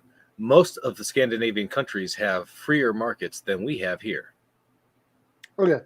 The first claim may be true. The second claim certainly is not, and definitely doesn't follow from the first claim. So I think that the first claim is true. That's actually great for me because that should just make nonsense of the claim that having this more expansive economic role for the state that you have in the Nordic countries makes it impossible to have thriving economy. But the claim that there's any way in which the Nordics are economically freer, as libertarians understand that, than the United States is just complete. Like there's absolutely no basis to that in reality. I would strongly recommend what Matt Brunig has written about this, the People's Policy Project. In terms of the things that people will bring up are the lack in certain countries of minimum wage laws. What they won't bring up are the fact that you have vastly more favorable labor laws for unions, and you have sectoral bargaining that essentially enforces minimum wages much higher than the American minimum wage, sector by sector of the economy. So you have that, it's not just whatever the market will bear. You have that higher wage floor that way. Other than that, the claim that the Nordic countries, where you have vastly larger public sectors, vastly stronger unions, vastly more expansive social services, things like free college, universal health care, etc., oftentimes mostly nationalized health care, that those are somehow more free market than the US is largely based, when you actually dig into the facts that people bring up to try to support that, it's largely based on the fact that starting a business in some of these Nordic countries, you have to fill out fewer forms than you do in the US. That's most of what people are talking about. The actual number of forms in the US is nothing that would be a meaningful barrier in the first place, but even if it were, that's not because of the sorts of differences that people are arguing about when libertarians and social democrats and socialists argue about whether the Nordics are better. That's just because of America's crazy federalism means that oftentimes you have to to fill out form for the locality, the state, the country, and that places like Sweden have much more centralized systems, which means that you have fewer forms to fill out. But I don't think that's anything that any libertarian or conservative actually advocates, getting rid of America's federalism for the sake of giving people fewer forms. Gotcha. Thank you so much. Can I add a few thoughts on that? If you make it short and pithy, but Dr. Burgis will have to have this last word, so go ahead. Oh, okay. Yeah, I'll just mention that sometimes happiness studies are mentioned in connection with the Nordic countries as evidence that they're better places to live. But Yaron Brook, who was another objectivist who he's actually debated Ben in the past. He's done a show debunking, or at least he takes it to debunk some of these happiness studies. Yeah, I'll just leave it at that for now. Okay. Well, I find Yaron personally likable, but I'd be very skeptical of any Yaron Brook debunking of that. But also, even if you disregard the happiness studies, I think that factors like, life expectancy or just the sort of obvious benefits for human dignity of not having to rely on generosity of family members or private scholarships to go to college, etc., are still standard of living. I think there are numerous respects in which those countries are better, even disregarding the happiness studies. Although I do think it's awfully significant that countries where it's sunny 2 days a year, and extremely cold, are still ones that wamp us in at least self-reported happiness numbers. That seems pretty telling to me. Happiness. Gotcha. Thank you so much. Okay, this next super chat is from KWNY Upstate for $5. Robbing someone of their property and giving it to others also robs them of their motivation to work, and yet doesn't impart that motivation on others. Well, I think it is really interesting to pair that super chat with the last one, because in the last one, we heard that the Nordic countries that have higher tax rates and vastly more extensive social services produce more billionaires. So which is it, right? Does it actually, does having higher tax rates to fund universal social programs that dramatically improve the lives of most people, does that reduce the willingness to work or not? And if it does, how do you explain the fact that there are more billionaires in Sweden? And I'll just add to that. So again, I'll cite Iran. This is kind of like citing right-wing historians versus leftist or socialist historians. Listen to both sides and see what you think makes most sense. But from what I've heard from my sources, the Nordic countries are actually less regulated than the U.S. is in many respects. And Ben is going to have his own sources, but I say look. No, it's not about sources. I just explained what that meant. Yeah, of course, it's not about sources, right? No, it's not about sources. It's literally about what people mean when they say that. What people mean when they say it's regulated is not that there are fewer labor regulations. It's not there are fewer environmental regulations. What they mean when they say it's less regulated is that there are fewer steps to start a business. And that is because they lack the kind of federalist system that we have in the United States. There's no other sense in which those countries are less regulated overall. It is interesting, but we should move on. Let's go ahead and see. Caleb Maupin for $20 says Ayn Rand and fake left are both anti-populist. They view humanity as the mob, threatening the intellectuals like Leo Strauss. We need a government of action to fight for working families. Well, as usual, Caleb's descriptions of my politics have nothing to do with anything I've ever said or thought. I don't know why he makes stuff up, but he does. And he's I think the most charitable interpretation of him is that he's a severely mentally ill person. I hope he gets the help he needs. Gotcha. Once again, from KWNY Upstate for $5. How much of Ben Burgis's money and goods does he currently distribute to those in need? ? Please don't say he doesn't actually do what he preaches. Well, if what I preached were individual charity as a solution to poverty, then there could be an inconsistency there. Of course, I don't preach that. Libertarians and conservatives preach that. So if they don't do that, they're hypocrites. But the accusation of hypocrisy makes absolutely no sense when it's leveled against people who do not, in fact, preach that. Gotcha. I don't see what the hypocrisy is on my side. Well, if your solution to people suffering under capitalism is individual charity, and you're not giving out individual charity, then yeah, that sounds a whole lot more hypocritical than somebody whose solution is systemic and structural, not doing the thing that they don't advocate. Well, I haven't stated how much, if any, I give to charity, but also the reason some people might not give to charity is because their property is already being seized from them in large amounts by the government, and so they don't want to give any more. I think they would be much more benevolent towards helping out people who truly need it, which again I think is a tiny minority of people who literally can't support themselves. But I think there would be abundant charity for that tiny minority if people weren't being forced to do it already.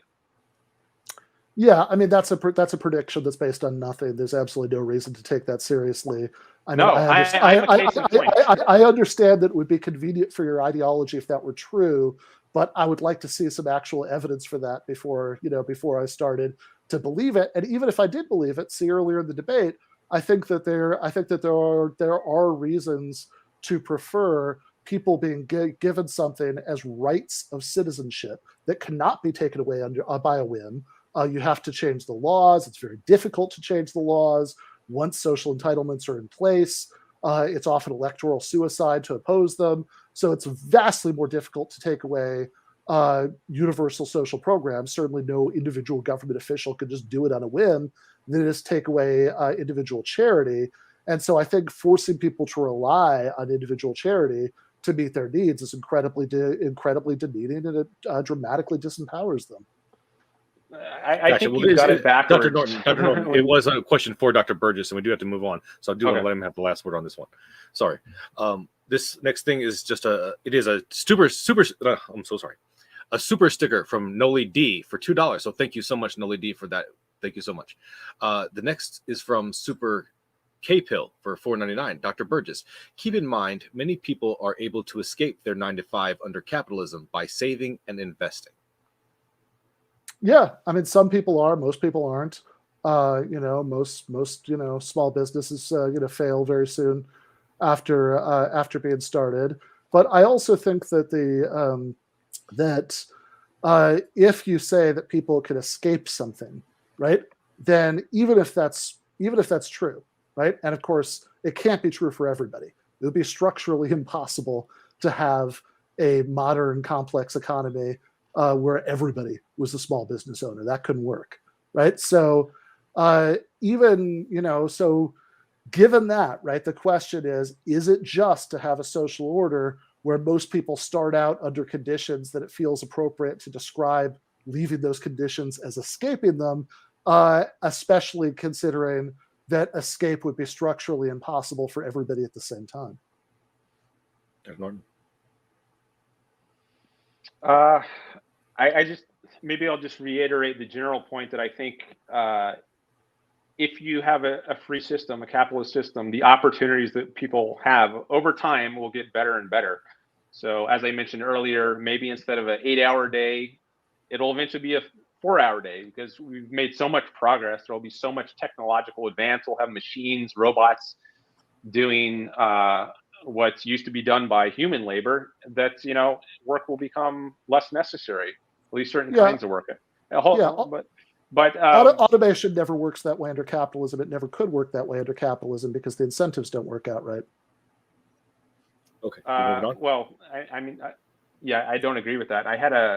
The point is just that they have that why would you continue to pay people just as much to work 4 hours? Obviously, what would be in your interests would be to either make people part-time, or to lay off half the workforce if it or to have people work just as much and produce more. As long as you have that separation between labor and ownership, there's absolutely no reason that automation would ever work that way in the future, just as it hasn't worked that way in the past. You haven't gotten shorter work days, purely as a matter of sort of benevolent decisions, by business owners, that they were voluntarily sacrificing their own products for the sake of their own profits, for the sake of giving the workforce more free time.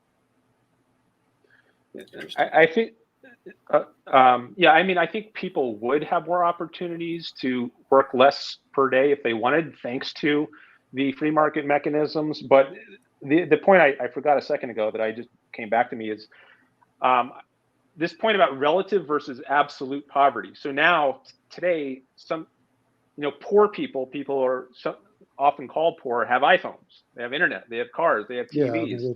Yeah, I think this is testament to the progress that we've made. People today who are poor are richer than kings were in the feudal era, 500 years ago. And I think we'll just see that maybe poor people in the future will have flying cars. And I think we will see that. But it's better to have unequal rich people than equal poverty, equally poor. Well, yeah, I mean, I acknowledged that principle earlier. Obviously, I don't accept that those are the options. I think empirical reality overwhelmingly shows that there aren't the options, that we can have. For example, much stronger labor unions, much more expansive social services, without resulting in the more equal distribution of poverty, but with good standards of living for the majority of the population. I think the history of actually existing social democracy proves that conclusively. I think if you look at worker cooperatives like the Mondragon Federation in Spain, I think you can absolutely have successful, thriving businesses that don't rely on this division of labor and capital in the first place. But yes, if the only options were severe inequality or everybody being worse off than they would be in a more than even the worst off people in the more unequal system in a more equal alternative, then sure, right? That would be a good, like that. Then I would have to rethink my views. I mean, but of course I don't accept that those are actually the options. I don't think the historical record shows those are the options. Gotcha. Okay, let's move on, guys. Next question is from Super K Pill for $4.99. Dr. Burgis, low life expectancy is due to obesity epidemic, not the U.S. healthcare system. Americans love to eat.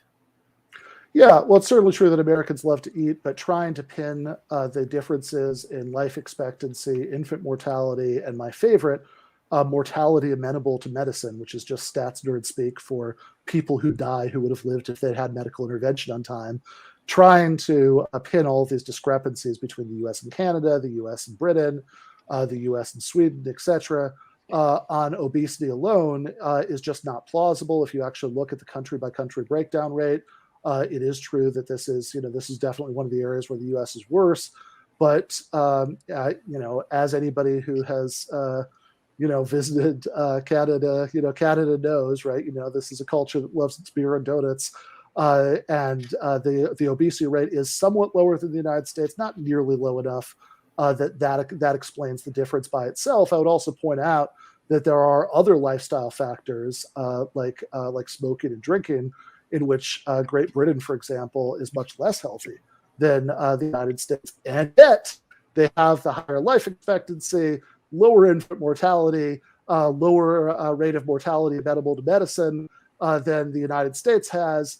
And you simply cannot explain all of this away just by the single factor of obesity. Gotcha. Thank you so much. And the next question comes from a long story short for $5. Isn't it ironic that these socialist YouTubers like Vaush never bring on their channel real people who lived in the USSR or Eastern Bloc countries? Well, I mean, if I have my disagreements with the gentleman who's mentioned, but I've never heard anybody accuse him of being an advocate of the system they had in the USSR. So I think the question, gets down to, the same one, as we were raising earlier about what's quote unquote real capitalism or not, right? I mean, you could insist that anything that was called, socialism, that whatever its flaws were are the same flaws that would be true of anything else, no matter how radically different, that use the same label. Of course, if you're going to say that, then you'd have to say the same thing about capitalism, and all of the flaws of that would be explained by that label.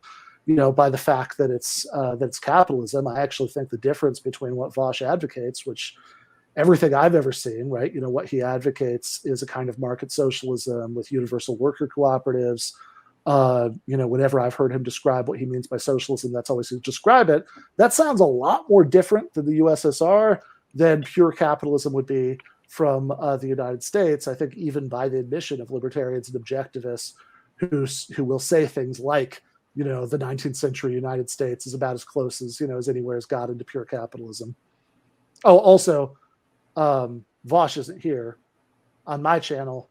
I routinely host all sorts of people who want to debate me. Granted, Vaush does too, but I couldn't speak to whether anybody he's hosted is from those particular countries. But I don't know. I mean, you can watch.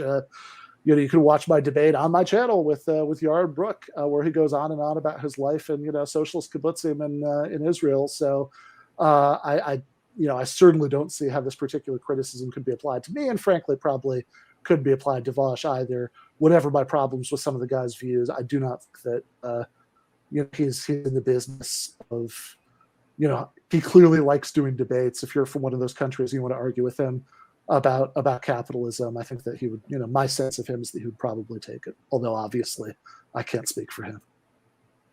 Gotcha. Dr. Norton, do you want to say anything with that?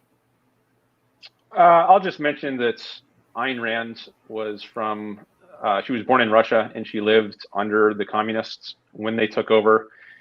And she has some first-hand experience with that system. And her first novel, We the Living, is the most autobiographical novel of hers. And you can see some parallels between the Soviet system and then what happens in the novel. So if you want to get her perspective on it, I would recommend take a look at her book, her novel, We the Living. Gotcha. Thank you so much. All right. Super chat from Spencer Howe for $4.99. I believe this is our last one. Dan, economies only exist because governments allow them to. Who would print the money in your perfect capitalist Randian society? Okay, so currency, I think it should be private. In a capitalist system, the government should not be able to produce fiat currency as the Fed does and just prints money. I think that causes inflation, and that's terrible for the economy. It's a indirect way of stealing people's wealth to devalue the currency like that. As to historically, I think there's the Canadian and the Scottish banking system, I think, was private. I'm not an economist, but I've heard a little about this from economists. George Selgin is a name I would recommend you check out. And I think he's shown that in the Scottish and or Canadian system, there were basically no runs on the banks, no panics as there were from time to time in the US. And of course, the US had a centralized bank. There was the first bank in the United States, the second bank in the United States, and then there were greenbacks later. So there was intervention with free market banking. There wasn't free banking in the United States for much, if not all of its history. Other countries that did have, or at least had closer to free market banking, like Canada and Scotland, did much better. And I guess banks issued their own currencies. And I would recommend you look into the work of George Selgin for more on how free market banking would work. So in that particular case, I think these other countries, Canada and Scotland, were better than the United States in terms of adhering to free market principles. Gotcha. So those are the last of our super chats. Let's just try to do these in a rapid fire succession. From Louis I suck at Roman numerals. I'm interested to know where people are getting their morality from. Do you guys have a moral epistemic basis? Well, in my case, I would say first and foremost, experience. I have my experience of the world, and that informs my beliefs about morality and everything else. I first read Ayn Rand when I was 17, almost 18. Many years ago now, and what she said cohered with my own experience. I thought it made a lot of sense, and I was just blown away by how clarifying it was. She made explicit a lot of things that I think are implicit in my own experiences, but she's a professional philosopher outside the academic mainstream. But anyways, what she wrote just made a lot of sense to me based on my own experience of the world and my introspecting. So I would say fundamentally I get it from experience, and then she, I think, articulates very well the kind of views that I find compelling. Yeah, I mean, I touched on this in my opening statement. I think it's absolutely impossible to derive morality from experience of non-moral reality alone. That they have once you know what you count as a good outcome or a bad outcome, or what you count as a rights violation or not a rights violation, that experience can certainly tell you when one or the other of those things have happened. But I think that that moral values are not ultimately non-reducible to any sort of non-moral facts. Non-moral facts can tell you how to achieve goals that you care about. They can't tell you which goals to care about in the first place. And this is a logical leap that neither Ayn Rand nor anybody else has been able to perform. She addresses this issue of David Hume, in her essay, The Objectivist Ethics. So I recommend taking a look at that if you want to see her perspective on this issue of how you derive morality from facts. Interesting. Thank you guys so much. We do have a new super chat that came in from Chess119 for $2. Dan, without government, who will defend private property rights? Without government, I guess that means anarchy. So I'm not an anarchist. Part of the capitalist system is having a government. It's just that its role should be much more limited than it is right now. So, but if there weren't a government, I think that would be very bad. I think if you just leave it up to vigilantes, a war of all against all, people enforcing either themselves or they have some gang that fights rival gangs, I think that would be very bad. Ayn Rand has an essay called "The Nature of Government," in which she addresses this issue of what would happen if you didn't have a government, why you need a government for the purposes of objective law. Physical force is something you want to have controlled objectively because it's a destructive force, and you want it to be controlled very precisely. You only want to use it in retaliation. You don't want to initiate force, and you only want to retaliate proportionally to the crime that was done. You don't want to overdo it. So you want to very carefully control laws so it's as peaceful as possible, which means society will be as successful and prosper as much as possible. So yeah, if there weren't a government to enforce laws, I guess private citizens would have to do it, but that's not a good system. Gotcha. Thank you so much. Next question from Brad Becker. Why is Ben focusing on rich people? Capitalism is how poor people become wealthy. Well, obviously, because I don't accept his premise that that capitalism generally has that effect on poor people. Capitalism is certainly a system under which some poor people can become wealthy.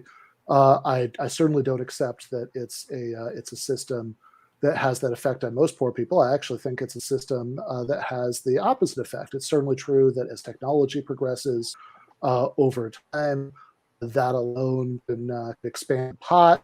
I don't accept that you need capitalist property relations in order to have that growth over time. I also don't accept that wildly unequal distributions of resources in the present are justified by the promise that the floor will be raised in the future. I think that people who are around right now also count. But I think that capitalism is a system that has the effect of making people much poorer than they would be often under other circumstances. Again, is it better than feudalism? Not a dispute. Is it the best that we can do? That I very much don't accept. I think even the actually existing social democracies, the Nordic countries and elsewhere, prove that there are ways that we can do things other than totally laissez-faire and regulated capitalism that are much better for people at the bottom of the economic ladder. And I think examples of successful cooperatives show us at least a glimmer of possibility of something even better than that. Gotcha. Thank you so much. Next question from Pear D. Bear. Does Ben know what Ayn Rand's definition of capitalism is? I think we heard it several times in this debate. So unless Dan has dramatically misrepresented it, then yes, I do know. Can you recite it? I can recite it. I didn't give the literal definition that. Okay, but you certainly described what you would count as pure capitalism, right? You described a system under which the state only exists for certain extremely minimal libertarian functions, under which there's no redistribution, there's respect for pretty absolute property rights. You listed a long list of the kinds of social interventions that exist under actually existing capitalism that wouldn't exist under capitalism as you, Rand, understood it. I mean, I think that you can, whoever you agree with in the debate, I mean, I think that Dan would have had to do, I actually think it's an unfair accusation against Dan that he hasn't at least conveyed what Ayn Rand means when she say capitalism. I mean, I think Dan did better than that. Okay. Yeah, I don't take it as an accusation, but just for the questioner or for the audience, this is Ayn Rand's exact definition of capitalism. quote, capitalism is a social system based on the recognition of individual rights, including property rights, in which all property is privately owned, unquote. So she uses the concept of individual rights in that definition, and I was thinking about including that in my opening statements during certain drafts of working it up, but I ultimately decided I wanted to focus it differently. I mean, I conveyed the idea of rights, but since it's come up now, I can just say that her idea of rights is that they can only be infringed by physical force. So if you have a right, the only thing you have a right to is to be free from force. You don't have a right to positive. So what's sometimes called positive rights or positive freedom by people on Ben's side, they'll say you have a right to a job, you have a right to an education, but at whose expense? That's the question Ayn Rand asks in her essay, Man's Rights, also in The Virtue of Selfishness, her book. I recommend checking that out. The kind of so-called positive rights amount to violating genuine rights. She says these are inflated rights. Just as bad money drives out good money when you inflate the currency, well, these printing press rights drive out genuine rights. The only way to have a right to an education or a right to a job or something is to violate someone else's right, genuine right, to not be forced to support that person by paying for his education, paying for his healthcare, paying for his job. So that's a little bit of an involved discussion, which I didn't have time to get into in the opening statement. But the key idea for her on rights is that they can only be violated by physical force. And that means no coercion. Okay, if you coerce someone, you're violating someone's rights. Otherwise, their rights are intact.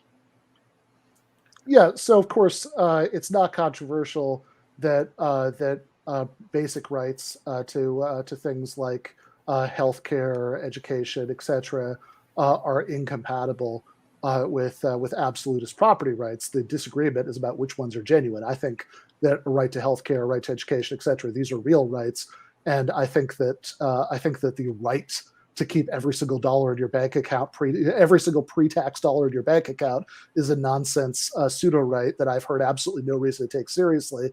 I would also point out that it's actually not about physical force. That was established earlier in the debate. That again, the threat of physical force is used to enforce any system of distribution of scarce resources. The actual argument is always about which distribution of scarce resources should be enforced by the threat of physical force. And of course, what's really revealing is that, any libertarian, any objectivist, in cases like the television example from earlier, would say, oh no, that doesn't count as initiation of force, because even though there was no actual physical force earlier, there was still an action that violated property rights. So the real action is always going to be on the question of what gives somebody a right to a given piece of property.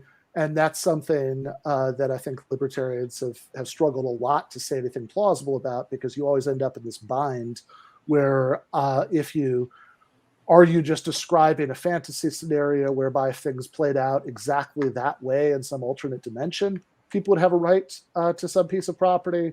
Or do you want to defend actual property rights as they exist in the real world, which very often come after a series of economic transactions, which would be unrecognizable in a world without tons of state interventions of kinds that objectivists and other kinds of libertarians disapprove of?